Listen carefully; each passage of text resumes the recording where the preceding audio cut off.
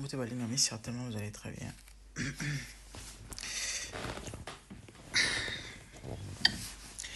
Bon, madame. Dossier passé à Marcelo qui est zongué. Je crois que ça y est vidéo mon émission hier par rapport à acharnement de gauche à droite. Et parce que Pasteur a décidé à Bala. A couper la moitié. Un an, à Monique, on va vendre dans les réseaux sociaux par là. Peut-être les enfants, peut-être. Mambo, vous allez bêler, hein? Voilà. Na aucun même bande au mot balobi, mais Pasteur Marcelo a été à rabattu. Que ma Sébastien zali sumu, et que vous allez sumu. Si vous soyez en apposant de votre opinion, vous l'avez baladé à ça net nini. Et vous appelez mon quoi raison. Mambo, vous allez bêler, bref. Bande va réagir. Balo bato bele balobi boy. Ko bala ya problème te. Mais niveau pas ça va na vanter moi sinae. Na réaction na après liwa moi sinae. Bandi maïté ke ko salema si tôt, si vite. Inaneka ya pamba. Déjà zo bala. Et ceux qui na espace à un au bala c'est que comme soit le moi soit na zalaï déjà fiancé go s'appelle 6 mois hein na côté la paste te hein na lobi kaka. Et balobi OK d'accord. Donc c'est que si c'est quand moi ça koufi quelques semaines après aligner moi sur sous bolingo ezalaki ya solo ou bien ezala ngaba mascarade fait bon on dit maté ba okam moi façon pas ça na au ventiler moi si na yi a se précipiter na obala mbala mo boité dans le sens que certainement la nostalgie elle ngezala toujours moi ba makanesi moi banini po talaka o aya motema o azali mopanzi na ye akufi donc pona bango fallait jouer temps hein bon pona bango te mais sinon saute le but de réfléchir sur ça et quoi vous jouer moi temps bon ngana na motema passé à Marcelo te na makanisi na ye quand nzambe muto yebi balé pourquoi alors dossier frère Mato Samuel Kundwami je crois que tu veux balanda inde ko moko ya chroniqueuse wa bana ko lobela likambo yo yayi déjà na live ba bisi ke non et passer Marcelo kutu bien avec mutali bosote bon effectivement généralement mibali hein babala na bon rat babala mbango ouais soit ku fait le moi c'est généralement nyon sauté hein ya moko mo bazali OK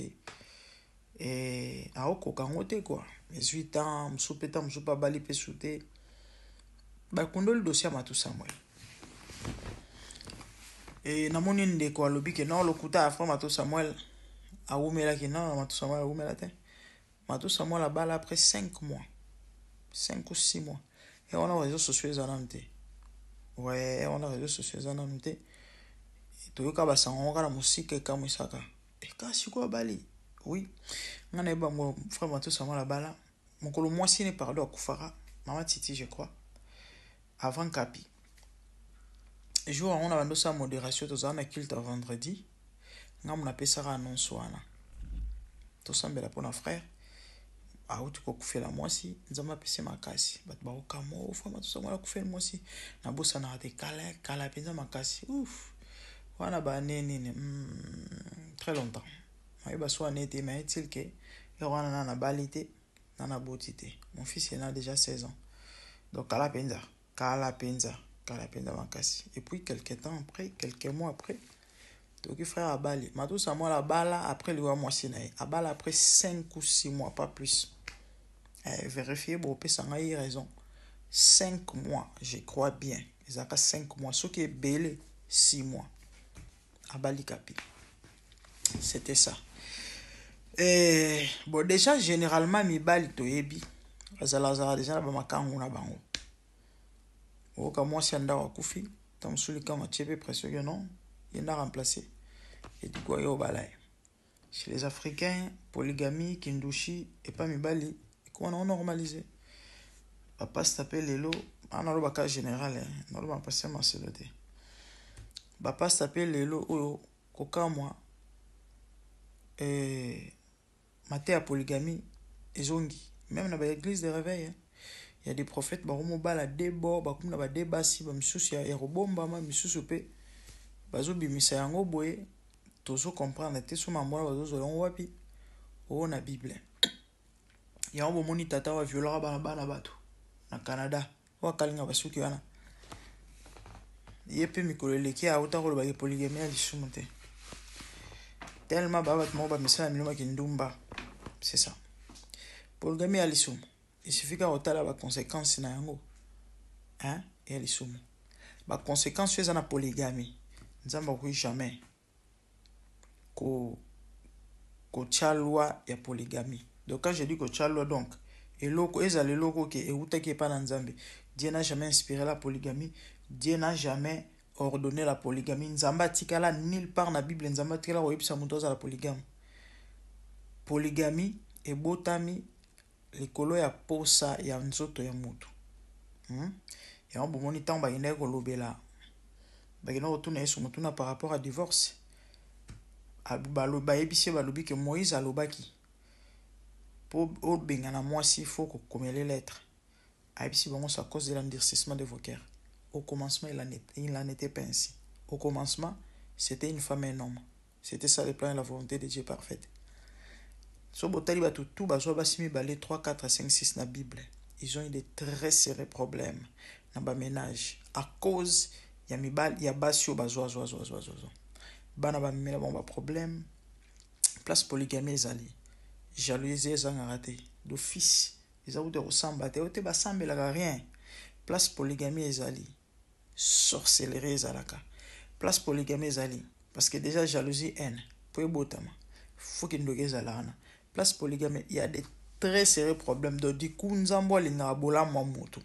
akoki jamais ko linga pe ko permettre mutu za polygame neti nzamba zalaka dictateur te moto asala la volonté oyaye yenzamba relaxani okayo nzela j'ai mis devant toi la vie et la mort choisis la vie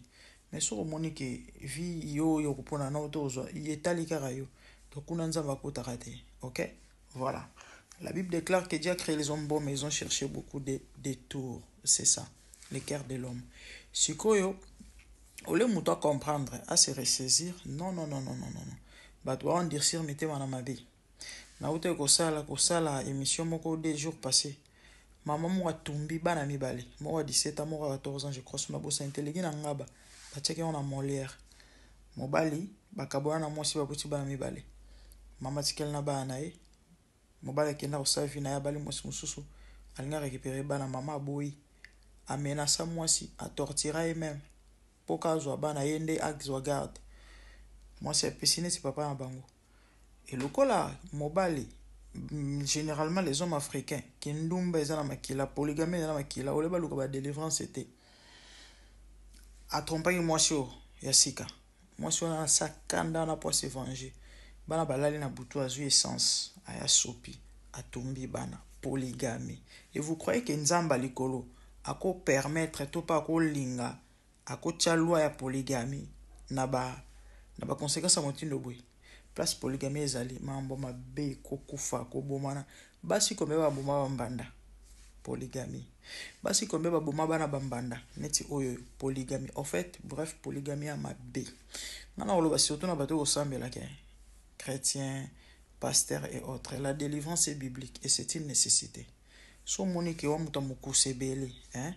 tata na mina za bon ko na bino ainsi de suite cherche la délivrance c'est à la automatique te que non ni melier sumbala moko non les choses anciennes sont passées non on est ma mususu luka délivrance ne okango masa yango eza compliqué donc botika kindumba ya malamu mingi. Alors et la saga continue makelele ke zongi nongo balobi pasta bon na personnellement na jija batute na kondana raté to saka analyse pasta monika ko vanda bon ta bala to pisa pasta chance nzamba zana pasta bonne chance pasteur Marcelo et nzamba sunga mambo za malamu molonga nyasika na bana balobi pasta baguna eka ba mechola donc tamsu yomba tumsu osala ba émission kanda siku no baba mwindu pasa ngacha bino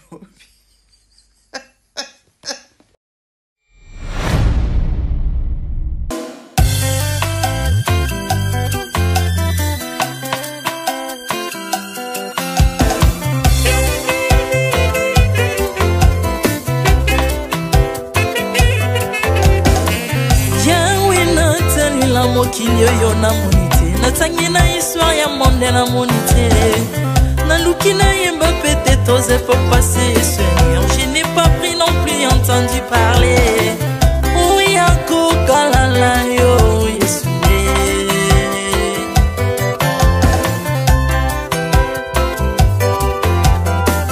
même na domaine ya sorcellerie nationale atana oyo ya international papa na yo kisangwa banzamba mokilo yo mokota kufa se kwa lokola yo Yesu nanya voyage lokola yo nanya wakoka nino ya wanzambe uni masomo ya ekusu konanga okufose kwa poyo zali nzambe Yesu nzambe moneno kitanase olata nzoto poyo bikisanga okitana se pozwe sikananga ofuta nyongo na nzambe nanga Yesu ozali nzambe onkote ya okani na yo ozali nzambe obongwani te Yesu Yesu ozali nzambe onkote ya okani na yo ozali nzambe obongwani te Yesu Yesu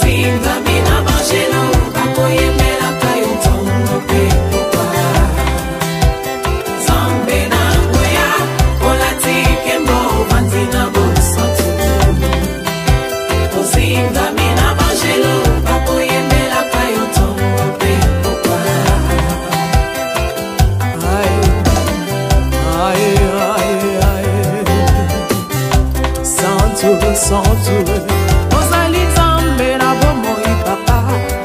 ozali nzambe na bomoi yawe ozali kondi oyo esimba bomoi nanga ozali nzambe oyo abikisa maladi nakokende wapi nzambe soki na yo te likolo evangelo na yo yawe mabele nyatelo na yo ozali nzambe ozali nzambe mokote lokola yo nzambe nango ya olatike mo bandi na bosantu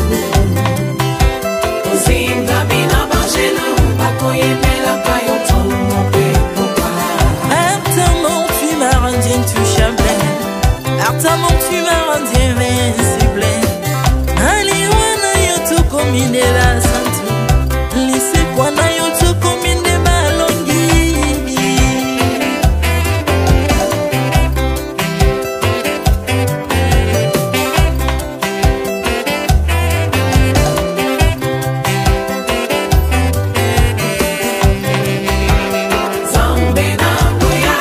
olatike mo bandi na bosantu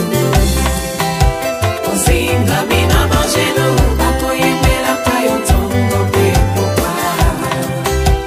nzambe na ngoya olatike mo bandi na bosantu ozingami na bangelo bakoyemelaka yo ntongo mpe popa autrefois ngai nazalaki binzo ndoki akolianga lolenga lingi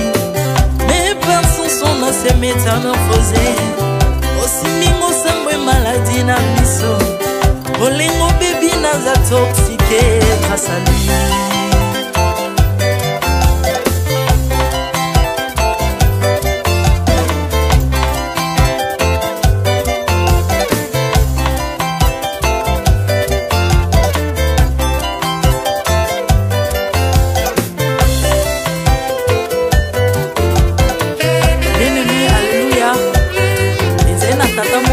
asalaki nzambe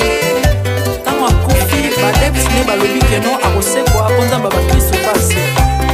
alors mpo bafasilite lisekwa na ye bakunda ye motu libanda to ntango akolamuka abimaki elingala moko mais comme nzambe na biso alinga kokambola gloire na moto te lobi nango na ntongo baya kokuta bangulu basepelisa motu ya nzambe na bango yango bien aimé bato wana bakoma oyo biso dolera ngulu te po milimo mabe ekotaka na ngulu mais so bino bolera ngulu te po milimo mabe ekota na ngulu bomelaka mai te po milimo mabe ekotaka na mai yango tokumisa nzambe po akufa asekwa avandi na loboko